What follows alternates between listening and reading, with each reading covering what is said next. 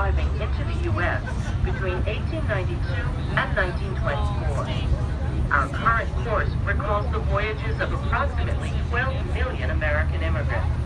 They passed through these waters on their way to Ellis Island and a new life. By the time they reached New York's busy harbor, they had already spent weeks at sea, usually in the small, overcrowded steerage decks of massive steamships. They were often excited, exhausted, and anxious about what lay ahead. As they neared the end of their journey, these immigrants were greeted by a number of overwhelming sights. Many of these same sights are visible to you today. Look at the Manhattan skyline. Imagine the awe these new arrivals must have felt as the city's grand vista emerged above the waves. For many, New York's landscape was like nothing they had ever seen before.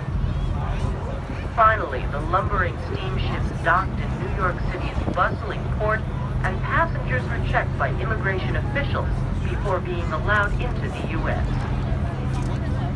Prior to 1892, most immigrants passed through Castle Garden, a former military installation now located at the tip of Lower Manhattan. Over the years, it has served as a theater, an opera house, and an aquarium. It is now a National Park Service site known as Castle Clinton. When the federal government took over the processing of immigrants in the 1890s, a new receiving station was constructed on Ellis Island. By the beginning of the 20th century, thousands reached the island's shores every day. You will have the opportunity to learn much more about these immigrants and their experiences during your visit today. The main building of the Ellis Island Immigration Station complex has been restored and is now a museum containing 3 floors of self-guided exhibits. Information is available at the desk on the main floor. An informative audio tour is included with your ticket and may be picked up when you arrive on each island. It includes a 30-minute Statue of Liberty audio tour and a 45-minute audio tour of the Ellis Island Museum. Food and gift services are available both aboard this vessel and on the main level of the museum. Eating and drinking are permitted only in designated areas.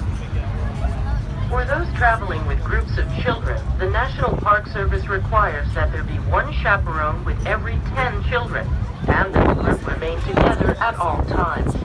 Ellis Island is a wheelchair-accessible facility.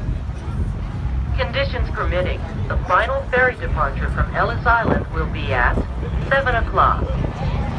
Ferry schedules are posted aboard this vessel and at the Ellis Island Information Desk. If you have any questions or have an emergency while visiting the island, please contact a National Park Service ranger or a United States Park Police officer for assistance. And above all, enjoy your visit.